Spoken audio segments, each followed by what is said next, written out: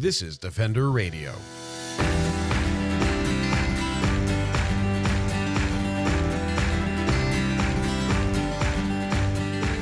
I'm Michael Howie, and this is Defender Radio, the podcast for wildlife advocates and animal lovers, brought to you by the Fur Bearers. The journey of Takaya the Lone Wolf on Vancouver Island was one of hope, inspiration, and ultimately some tragedy. Cheryl Alexander, the acclaimed conservation photographer and founding executive director of Takaya's legacy, has shared her story countless times in many formats. But this past year, the story took a new twist. An iconic photo of Takaya, taken by Cheryl, was used on a wolf hunting guide's website without permission. This not only created a social media outrage, but put the spotlight back on the pressures facing wolves in British Columbia and the need to connect public belief with policy. To share these updates and explore the impact the misuse of Takaya's image had both personally and publicly, Cheryl Alexander joins Defender Radio. Let's begin at the beginning. Can you share a bit about the sort of the origin story or your origin story with Takaya? The origin of my relationship with the wolf, the lone sea wolf, Takaya, was started in 2014, but he had actually been on the islands, living on these islands for 2 years prior to that. He arrived there in 2012, and it wasn't until 2014 that I actually saw him, got very enthralled with his very unique life. It was extremely unusual that a coastal wolf was living alone and was living on these islands where there were no deer, no small mammals, nothing for him to hunt that would be considered normal prey for a wolf. So as I began to initially photograph him, and then as I got more and more engaged in his life and curious about how he was living out there, I started to also do some video and ended up compiling a lot of information about his life there, found out some incredible things. For example, he was living on about 95 to 99% seal. So he was hunting seal, usually in the haulouts. There were a lot of seals around the islands. And he also was doing really interesting things like carefully taking goose eggs out of the nests, carving into them very gently. He was hunting under intertidal rocks for intertidal fish, like gunnelfish. It was just an amazing journey with this wolf. So I watched him and studied him for 6 years. Till 2020. And so by then he was pretty old for a wolf in the wild. He didn't have any natural enemies out there except for humans. He lived a pretty zen, peaceful life, howled continually. And I think that he never gave up hope that another wolf might come along or that he would find a mate somehow. Anyway, I eventually made a film. Wrote a book, an adult book and a couple kids' books about his life. And so that was the origin. Honestly, I basically fell in love with him as I began to learn more and more about his life, and was so inspired by how his resilience and his adaptability and his survival. So yeah, he was a pretty remarkable creature. Yeah, and there's a lot of great coverage about your journey with Takaya, the success of the documentary, and the many awards it received and the accolades. But the story does have a tragic end. And I was wondering if you could share a bit about how Takaya's journey came to an end. Yes, it was actually just at the start of COVID, when we were all around the world struggling with our isolation and fear around this thing we didn't really understand.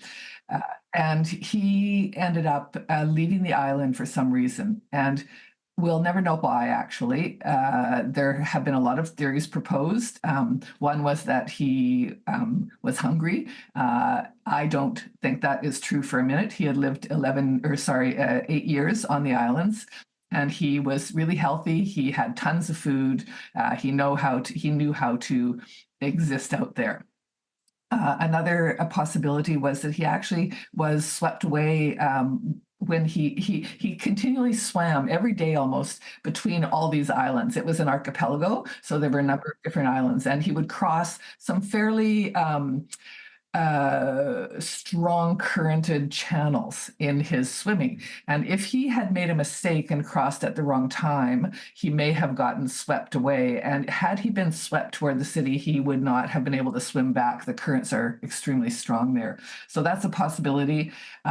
Maybe something scared him. There was a hunter who kept going out there shooting ducks, and maybe it got too close for comfort.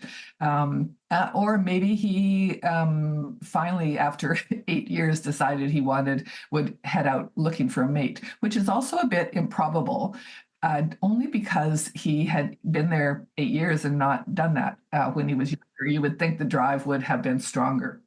So we really will never know why he ended up, but he got swept away, he ended up in the city of Victoria. And he was for 2 days roaming the streets of the city, right downtown, right around the Parliament buildings. And he was in and out of garages and people's yards and on sidewalks, looking like he was on a mission. And he didn't engage with any dogs or people or anything, but eventually I think he was tired and probably very scared, and he curled up behind a person's garage, and he was caught by the conservation officers. They tranquilized him. And normally the policy in BC is for the Conservation Service to kill large predators that come into the city in contact with people. In this case, they didn't. And I think primarily the reason they didn't was because there was a huge public outcry. People knew who Takaya was because of my film. And he had become a really well-loved sort of public figure in a sense. So they chose to tranquilize him, and then for some unknown reason, they decided not to take him back to his island territory where he had lived for all of his life, or most of his life. They decided to relocate him and took him out to an area about 50 kilometers to the west of Victoria, and actually dumped him up a logging road in the hills, a clear-cut area where it was quite far away from where any of his prey that he had learned to survive on, like no seals out there. So that was in January, end of January 2020. And then we learned disturbingly that Takaya had been killed by a hunter. Yeah, you're right. There was the interesting part of this was after he had been released, he had sustained some kind of very serious injury. After he was killed, the provincial vet did an examination of his innards and discovered that he had 10 broken ribs on one side of his body that were healed. So he had some kind of probably actually it could have been in a river where logs were careening down. It was very stormy, big rainstorms. So somehow something broke these 10 ribs, and they were healing, but he was a lone wolf with 10 broken ribs, right? And so how was he going to hunt and survive? Somehow he managed to do that. And I think 2 months later, at the end of March, he was well enough to decide to travel. And I think he was traveling back to his island territory.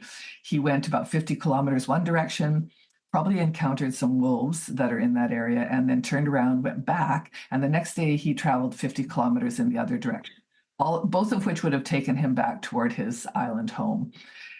And unfortunately, he ran into a cougar hunter in the hills who decided that he would shoot him. And that news really hit a lot of people. I think it brought a lot of attention to issues facing wolves, the regulations and policies or lack thereof. Despite the clearly stated need to protect apex predators, there is policy that still encourages them to be hunted and trapped. lots of issues that were really profiled in that. But I'm also curious, I imagine sort of coming out of that for you, because you were talking to media left, right, and center through that. The documentary got more airtime as a result, lots of additional attention. I imagine it took a lot of effort mentally and emotionally to sort of move forward and continue advocating for wolves after that. Yeah. Can you share anything about that experience? Oh, sure can. It really, it was devastating when I received the Yeah. news he had been shot. Um, and the anger that I felt at the just the lack of necessity that this wolf was actually shot for no reason other than that he was a wolf, and he was not being aggressive toward the hunter at all by the hunter's own admission. He was 15 meters away just looking at him, and he chose to pull his gun out and shoot him. And then I was told by hunters that they actually are encouraged by conservation officers and the wildlife people to shoot wolves. And I was furious. Like, I just thought, how can this happen? That we live in a world right now where we're grappling with loss of biodiversity, loss of wilderness, loss of spaces for these apex predators to live. We don't know on Vancouver Island or even in BC the population information about what the actual populations of wolves are and what the carrying capacity is. So the fact that we still have rules and regulations that allow the gratuitous recreationally recreational hunting of wolves is it can't be acceptable. So it actually lit a fire in me. I turned from wildlife advocate to an activist, Mhm. and was determined to see if there was any way to affect some regulatory change. Because in BC, any hunter with a standard hunting license can kill any number of wolves. No restrictions, except on Vancouver Island and around Vancouver. There's a restriction of a limit of 3. The rest of the province has no limit whatsoever, and they don't even need a special tag to hunt wolves or kill wolves. Every other animal that a hunter hunts, they need a tag. So if you want to kill a moose, you have to get a special tag to give you permission, a permit to kill that. Not with wolves. So Yeah. I was horrified, astounded, and really determined to try and change things. And that kind of moves us forward a few years now. There's this debate is ongoing within British Columbia, and I'd say all of Canada, really. There is broad support for wolves. We've seen that through survey work and polls. Um, but something that happened this summer, it shocked me when I read about it. So I can't imagine what your feelings were in the moment. And rather than me try and set it up and be all mysterious and journalistic about it, I'd rather if you could just share what that experience was. You know the one I'm talking about, and sort of what happened, how you reacted, and then what the universal response kind of was to it. Well, with the help of a young woman who works with me and does some research and helps me with social media, the uh, doing some research on the recreational and trophy hunting of wolves in BC, came across a website, a hunter's website. Actually, it's an outfitter's website that was advertising for hunters to come to BC and hunt, get your wolf, come and kill wolves up here. And there were 4 pictures on that page advertising the wolf hunt. 3 pictures were of a hunter holding dead wolves that they had shot.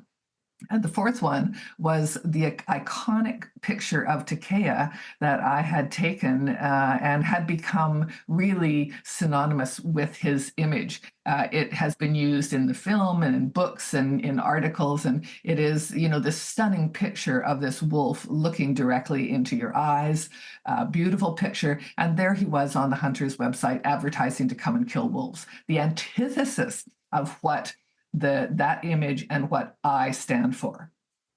That must have been all of the emotions at the same time, I think. Like, again, trying to think, shocking is one of the words, but you've spoken about anger, and I imagine there is anger implicit in that, and maybe some sadness. Like, was it difficult for you to kind of try and take all of that in, process, and then say, now I need to do something about it? Oh, yeah, it was. It brought back all the sort of the feelings of sorrow and anger and helplessness to actually change things, to do anything that makes a difference for wolves in BC, because that has been a struggle. The government is not responsive, and yeah, it triggered a renewed anger and determination to try and continue to make a difference. So it's been almost 5 years since Takaya was killed. Things have not changed in terms of the regulatory landscape in BC, and really realistically across Canada and in the States and in Europe. Wolves continue to be vilified and killed unnecessarily. So what it did was it made me realize that I need to continue fighting, advocating, and honestly, after I got over my initial kind of shock and absolute disgust that a hunter's outfitter's site would actually dare to use this image, I realized that it was a good opportunity to get information out there to people to say, look, this is what's happening. People don't know that we have trophy hunting of wolves. Most people. People don't know that wolves can be gratuitously killed. And in fact, when they're told that, they're shocked often. So, Yep.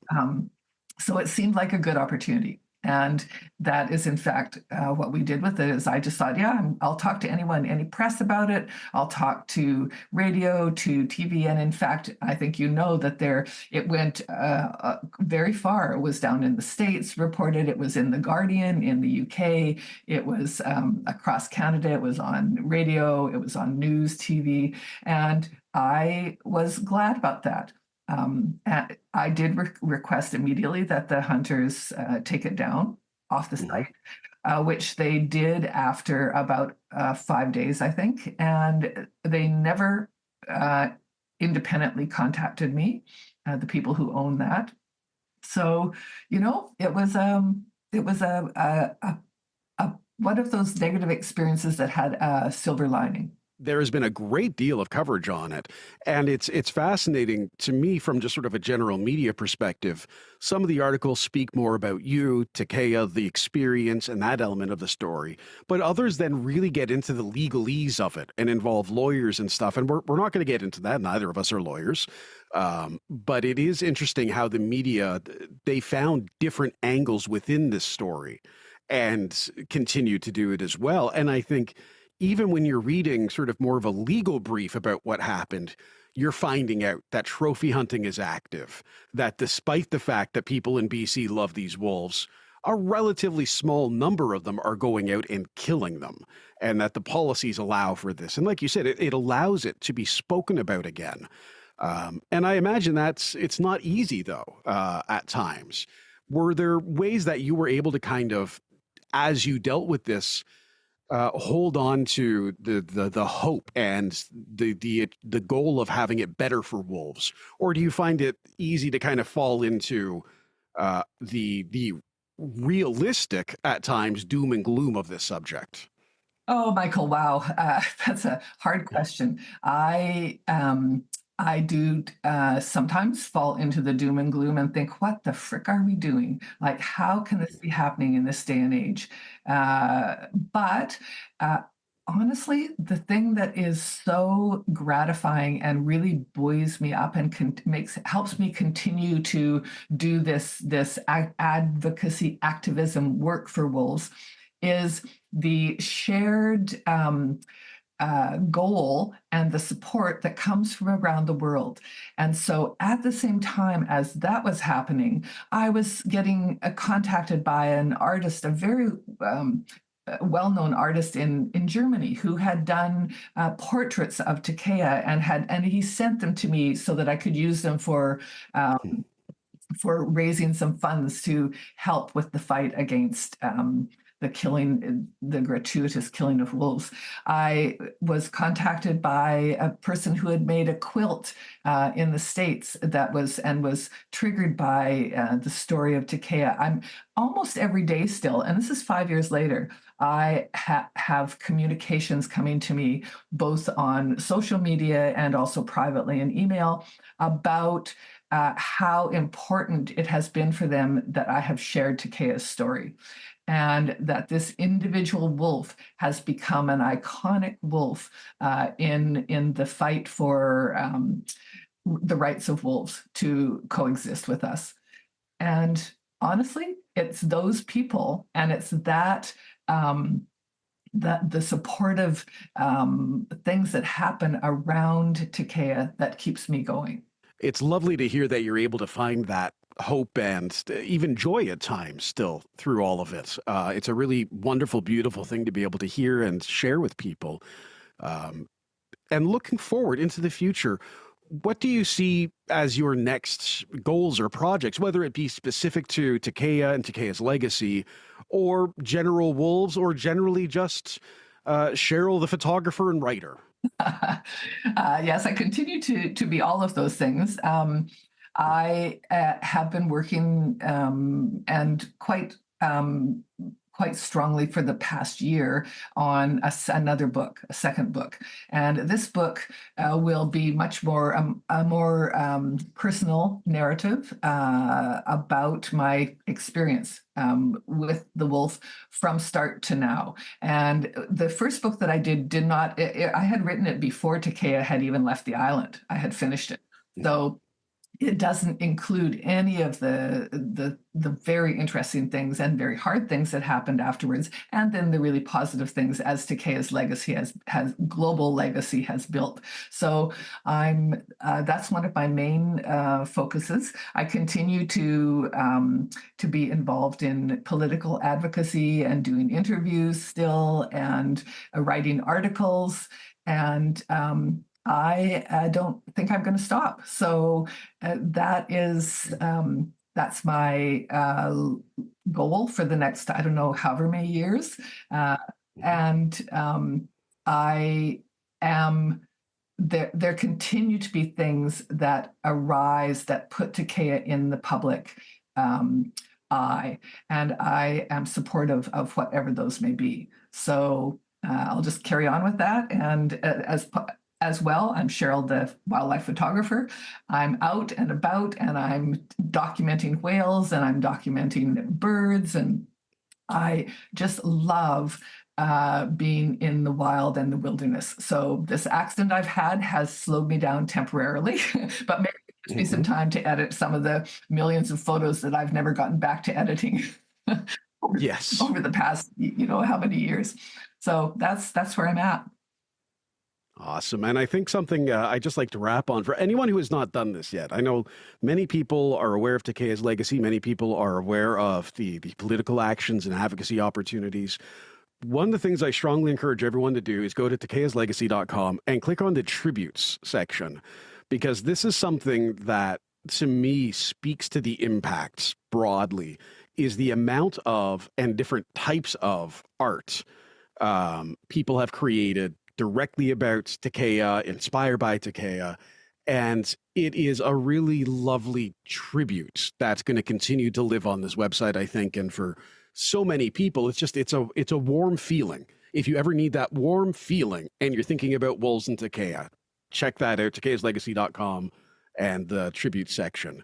Because I'm scrolling through it now again, and it just makes me happy. All the different interpretations, the different art styles, and just people from all over the world who were touched by this story in one way or another. Yeah. And you know what? It continues, and I've got more to add to that. And it's inspiring that this one wolf, this one remarkable wolf, has created such a following and such a band of dedicated people who continue to want to advocate for wolves in general. So it's a really positive thing. To find out more about Takaya's legacy, get links to Cheryl's books and documentary, and other ways to support wolves, visit takayaslegacy.com or find Takaya's Legacy on your social media channels. Cheryl, thank you for sharing this story with us. Your openness and determination are a constant inspiration for us all. And thank you, listener, for sharing this time with us. Remember to follow Defender Radio on Instagram and Blue Sky for updates on new episodes, and to follow or subscribe wherever you listen. Until next time, I'm Michael Howie for Defender Radio and the Fur Bearers, reminding you to stay informed and stay strong.